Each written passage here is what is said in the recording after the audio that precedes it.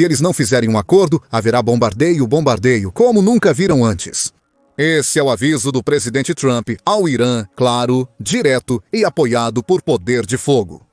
O tempo está acabando, um prazo se aproxima e se o Irã não negociar, os Estados Unidos da América estão prontos para usar o B-2. Os bombardeiros furtivos S-6, armados com destruidores de bunkers, revestidos com tecnologia que absorve radar, já estão em posição. Sua missão é paralisar o programa nuclear do Irã, eliminar suas bases de mísseis subterrâneas. Então, como exatamente isso aconteceria? Como seria realmente uma operação de bombardeio dos Estados Unidos da América no Irã, hora a hora? Vamos detalhar. Antes de detalharmos o plano de ataque, vamos analisar mais a fundo como os Estados Unidos da América e o Irã chegaram a este impasse. A escalada é explosiva, e o que pode vir a seguir também. Com as crescentes tensões na Europa, Oriente Médio e outras regiões, a terrível ameaça de uma guerra nuclear nunca pareceu tão real. No entanto, por enquanto, apenas 9 países, Estados Unidos, Rússia, Reino Unido, França, China, Índia, Paquistão, Israel e Coreia do Norte, possuem armas nucleares. Mas mais um país pode em breve ser adicionado a essa lista: Irã. Apesar de oficiais iranianos negarem historicamente intenções de desenvolver armas nucleares, o Irã tem um programa nuclear antigo e bem estabelecido. Especialistas acreditam que o programa iraniano em breve atingirá a taxa de enriquecimento de urânio de 90%, o que é extremamente importante. O país poderia então estar em um ponto viável para começar a desenvolver um pequeno arsenal de ogivas nucleares. Certamente, isso é algo que os Estados Unidos da América e muitos de seus aliados globais não desejam ver acontecer. Se o Irã obter armas nucleares, as consequências podem ser catastróficas. Não podemos prever com certeza, mas as armas nucleares colocariam o Irã em uma posição muito mais forte para afirmar a dominação no Golfo Pérsico. O território poderia ser expandido, intensificando o conflito com Israel e desfrutando de um status significativamente maior como nação independente e potência geopolítica global, com mais influência diplomática do que jamais teve. Estes são alguns dos motivos pelos quais os Estados Unidos da América e aliados como Israel têm trabalhado para retardar o programa nuclear do Irã e intimidar o país a não buscar o desenvolvimento de armas nucleares. Porém, agora, uma abordagem mais incisiva pode ser precisa. Essa parece ser a linha de pensamento do presidente Trump, que não hesitou em ameaçar o Irã nos termos mais fortes. Em março de 2025, Trump enviou uma carta ao líder supremo do Irã, Ali Khamenei. Nessa carta, que representou o primeiro grande engajamento entre os Estados Unidos da América e o Irã desde que Trump retornou ao cargo, o presidente delineou seu desejo de negociar um acordo nuclear com o país. Trump foi direto ao responder sobre o que aconteceria caso o Irã se recusasse a negociar. Estamos nos momentos finais com o Irã. Não podemos deixá-los ter armas nucleares. Uma arma nuclear vai acontecer muito em breve. Eu preferiria um acordo de paz do que a outra opção, mas a outra opção resolverá o problema. O bombardeio, outra opção, pode estar mais próximo do que se imaginava.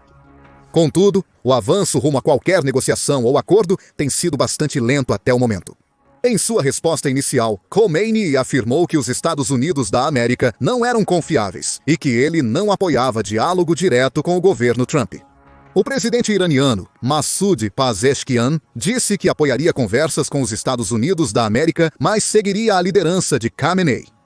Em 7 de abril, houve um aparente progresso. O presidente Trump anunciou que os Estados Unidos da América e o Irã iniciariam em breve negociações diretas sobre o programa nuclear iraniano. Já iniciamos conversas diretas com o Irã.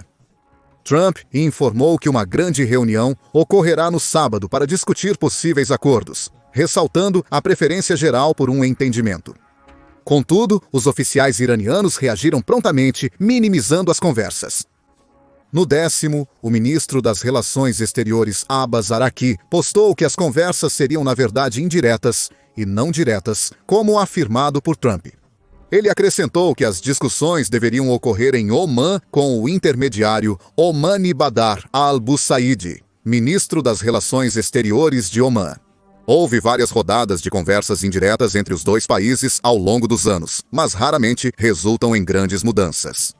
Na verdade, as últimas discussões diretas entre os Estados Unidos da América e o Irã sobre este tema remontam aos dias do presidente Barack Obama, que negociou um acordo nuclear com o Irã em 2015, mas o presidente Trump abandonou o acordo em 2018. Portanto, o Irã defende que cabe aos Estados Unidos da América, especialmente a Trump, restaurar a confiança com o país.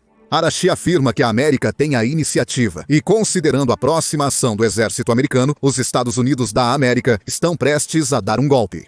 Essas palavras são mais verdadeiras do que Arashi poderia ter previsto, pois os Estados Unidos da América estão levando essa situação muito a sério. Sob o comando de Trump, no mínimo 6 bombardeiros B-2 com capacidade nuclear foram posicionados em uma base em Diego Garcia, uma cadeia de ilhas no arquipélago de Chagos, no Oceano Índico, usada como base militar conjunta dos Estados Unidos da América e do Reino Unido por décadas. Os Estados Unidos da América têm um total de 20 bombardeiros estratégicos furtivos de longo alcance. Isso significa que cerca de 30% de toda a frota está agora no Oceano Índico. É uma grande afirmação. Um oficial dos Estados Unidos da América confirmou que esse movimento estava relacionado ao prazo de Trump para o Irã e à possível ameaça de ação militar contra o país. Conhecidos como fantasmas do céu, os bombardeiros B-2 custam impressionantes 2 bilhões cada e estão entre os mais poderosos, sofisticados e avançados bombardeiros furtivos já criados. Eles são extremamente difíceis de detectar, mesmo em radares avançados, e capazes de transportar cargas nucleares e convencionais para devastar bases, estruturas e equipamentos inimigos. Ao posicionar essa poderosa força a cerca de 2.300,6 quilômetros do Irã, os Estados Unidos da América estão reforçando as palavras de Trump. Se o Irã não negociar e chegar a um acordo, a ameaça de bombardeio é real e iminente. Mas como seria realizada uma operação de bombardeio das usinas nucleares e bases de mísseis do Irã? Vejamos hora a hora esse ataque. Por enquanto hipotético, mas que pode se tornar realidade em poucas semanas. Primeira hora. A unidade de assalto aéreo dos Estados Unidos da América partiria de sua posição estratégica em Diego Garcia, no Oceano Índico. Vale ressaltar que os Estados Unidos da América também poderiam ter posicionado seus bombardeiros bem mais próximos do Irã, como no Catar. Porém, o Irã tem uma defesa aérea decente. Ele possui tanto o sistema Bavar 373 quanto o russo S-300 PMU-2, cada um capaz de engajar alvos aéreos a distâncias consideráveis. O Bavar 3732, atualizado, pode interceptar alvos a até 186 milhas de distância, enquanto o S-300 PMU-2 tem um alcance efetivo de cerca de 121 milhas. Apesar de não igualarem o alcance extremo dos mísseis balísticos do Irã, esses sistemas ainda representam um desafio significativo para as ameaças próximas.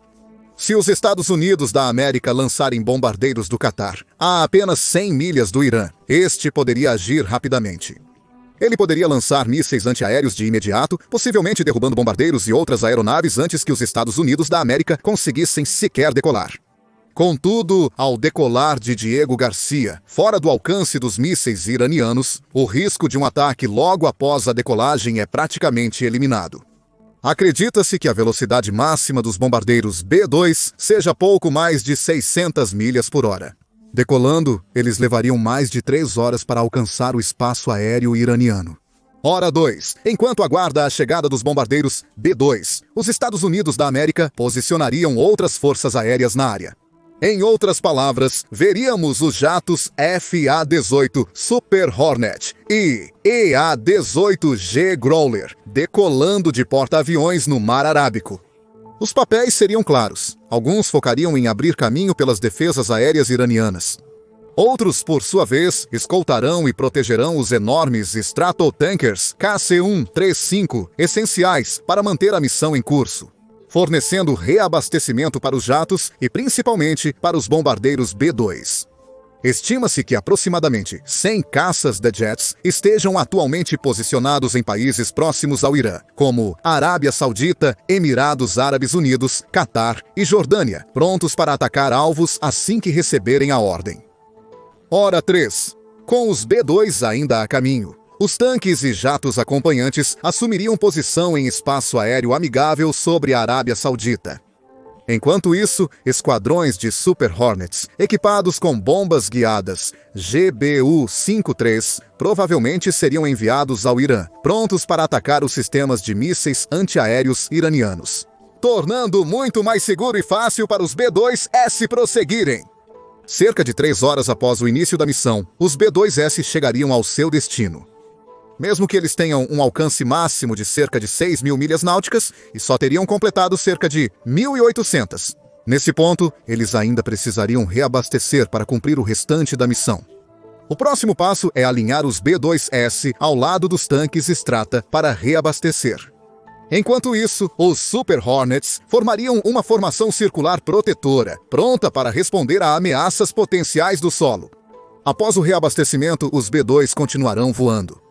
É aqui que os Growlers implantam sua arma secreta, uma enxurrada de ruído eletrônico que engana os sistemas de radar inimigos e confunde as forças terrestres.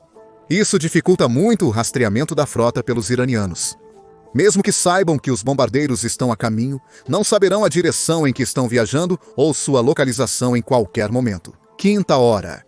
Nesta fase da missão, os B-2 provavelmente se separariam, cada um seguindo sua própria rota de voo pré-planejada para um alvo específico. E neste ponto, é importante entender exatamente quais seriam esses alvos e por quê. Os Estados Unidos da América precisariam usar seus bombardeiros e munições mais potentes para um ataque realmente devastador. O Irã, historicamente, confiou em suas barreiras naturais na forma das montanhas Elberts, que se estendem pelo norte do país, e as montanhas Zagros, que correm ao longo de sua fronteira ocidental para defender seu território. No passado, ao se defender de invasores terrestres, os exércitos tinham que viajar ao redor e entre as cadeias de montanhas. Os persas eram direcionados para espaços estreitos, facilitando a defesa de seu território. Na era moderna, a guerra mudou muito, mas o Irã ainda usa essas mesmas montanhas para se defender. Na verdade, construiu várias de suas bases de mísseis e instalações nucleares abaixo dessas montanhas. Isso significa que dezenas de pés de formações rochosas naturais protegem as chamadas cidades de mísseis do Irã. Muitos acreditam que estão bem acima de 100 metros, ou 330 pés abaixo da superfície. Além disso, essas bases foram fortemente fortificadas, com cerca de 8 pés de concreto sobrepostos a elas. Gigantescas portas à prova de explosão de 25 toneladas protegem enormes estoques de mísseis, lançadores e outras armas em passagens subterrâneas. Dizem que essas portas à prova de explosão resistem a uma explosão nuclear de 30 megatons a uma distância de apenas 1 milha. Além disso, diversas passagens subterrâneas interligam muitas dessas bases e instalações. Assim, se um ataque iminente for detectado em um local, mísseis e equipamentos podem ser realocados rapidamente pelos túneis para um novo lugar, com portas à prova de explosão e paredes reforçadas, minimizando qualquer dano. O Irã chamou suas cidades subterrâneas de mísseis de pesadelo para seus inimigos. É verdade que quase nenhuma força aérea no mundo possui as bombas necessárias para danificar essas bases, exceto a Força Aérea dos Estados Unidos da América. Isso ocorre desde que as bases subterrâneas do Irã foram descobertas. Os Estados Unidos da América desenvolveram bombas capazes de explodir através de vários metros de rocha para atingir alvos em profundidades extremas. O resultado de seus esforços é a GBU-57 Massive Ordnance Penetrator, de 30.000 libras, ou Massive Ordnance Penetrator, também conhecida como Bomba Bunker Buster. Os GBU-57s, muito maiores e mais poderosos que qualquer Bunker Buster já criado, têm mais de 6 metros de comprimento e só podem ser transportados por grandes bombardeiros como o B-2, e eles são capazes de penetrar até 200 pés de concreto reforçado ou terra. No entanto, isso não basta para atingir as instalações iranianas, localizadas a mais de 300 pés abaixo do solo. Contudo, os Estados Unidos da América avançaram no aprimoramento dessa tecnologia. Ele encontrou um modo de utilizar o sistema de posicionamento global de precisão para permitir que o B-2S lance múltiplos destruidores de bunkers no mesmo alvo. Então, o primeiro poderia perfurar 200 pés no chão, enquanto o segundo segue e atinge muito mais fundo para alcançar as bases subterrâneas. 6ª hora. Cada B-2, equipado com 2 bombas capazes de atingir bases a até 121,9 metros subterrâneos, voaria sobre o Irã até seus alvos a alturas de até 50 mil pés. Alguns seguiriam para o oeste, rumo à cordilheira de Zagros, enquanto outros iriam para o norte, em direção às bases sob as montanhas Elburz. Enquanto isso, analistas americanos em centros de comando subterrâneos monitorariam transmissões de dados em tempo real, prontos para redirecionar e aconselhar as forças aéreas caso sejam detectadas por radares ou alvejadas por armas terrestres ou aéreas iranianas. O que inclui aeronaves como os caças Mikoyan 29 e F-14. Esses jatos são menos capazes e poderosos do que os das forças americanas, mas ainda poderiam causar sérios danos a qualquer B-2 em seu caminho. Contudo, é improvável que os radares iranianos consigam ao menos detectar os B-2. Esses jatos são muito furtivos, com formas de asa voadora que os mantêm escondidos dos radares inimigos. Eles também possuem revestimentos absorventes de radar, reduzindo ainda mais sua assinatura, além de capacidades de camuflagem multiespectral, para ocultá-los de sistemas de vigilância como infravermelho, acústico e eletromagnético. Mesmo se o Irã localizasse os B-2ES e enviasse jatos em sua direção, as forças americanas retaliariam, com os Growlers inundando as ondas de rádio com ruído estático, confundindo os sistemas de vigilância inimigos. Os F-18 Super Hornets superariam os F-14 iranianos e os MiG-27 em combate. Com a tecnologia de camuflagem, os B-2 poderão se deslocar furtivamente e com segurança até seus alvos. Uma vez posicionados, eles lançariam suas bombas destruidoras de bunkers em sequência. As bombas, com sistema de posicionamento global de grau militar, atingiriam seus alvos com precisão milimétrica. A primeira onda abriria enormes crateras no chão, enquanto as bombas secundárias voariam direto para esses buracos, atingindo as bases subterrâneas. As bombas seriam lançadas de alturas próximas a 20 mil pés, então os B-2 desceriam antes do lançamento. Isso permite que os destruidores de bunkers se ajustem no ar para atingir seus alvos. Então, os B-2 poderiam subir de volta, seguros nas nuvens. Em um instante, quantidades enormes de equipamento militar iraniano seriam destruídas, e anos de trabalho árduo do país em seu programa nuclear seriam aniquilados. 8ª hora. Assim que as primeiras bombas caíssem, o Irã responderia. Poderia implantar alguns dos muitos lançadores de mísseis antiaéreos que tem escondidos no labirinto subterrâneo. Trazê-los à superfície, disparar mísseis para o céu e levá-los de volta à segurança antes de recarregar e reposicionar. É provável que os locais de superfície para ar do país se ativem, disparando uma saraivada de tiros para o céu. Claro, os Estados Unidos da América teriam antecipado isso, e é provável que a maioria, se não todos esses mísseis, falhassem em encontrar qualquer alvo. Os Growlers dos Estados Unidos da América continuariam a confundir a vigilância inimiga com interferência e iscas, enquanto os F-18 voam pelo céu para apoiar a fuga dos B-2. 9ª hora. Até agora, todos os B-2 deveriam ter lançado suas bombas e atingido seus alvos. Com mísseis iranianos iluminando o céu e o solo em caos, o B-2S precisaria seguir para o oeste, rumo ao espaço aéreo seguro, rapidamente. Eles deixariam o Irã, seguindo para o Iraque, onde mais Stratotankers os esperariam, caso Bagdá permita o acesso dos Estados Unidos da América ao seu espaço aéreo. Prontos para reabastecer os bombardeiros, o F-18S continuaria patrulhando o espaço aéreo em caso de ataque aéreo do Irã. Uma vez fora da zona de perigo, a frota dos Estados Unidos da América poderia recuar para a segurança de Diego Garcia novamente. Aterrissar em uma das diversas bases militares seguras dos Estados Unidos da América na região, ou até mesmo retornar em um longo voo para os Estados Unidos da América.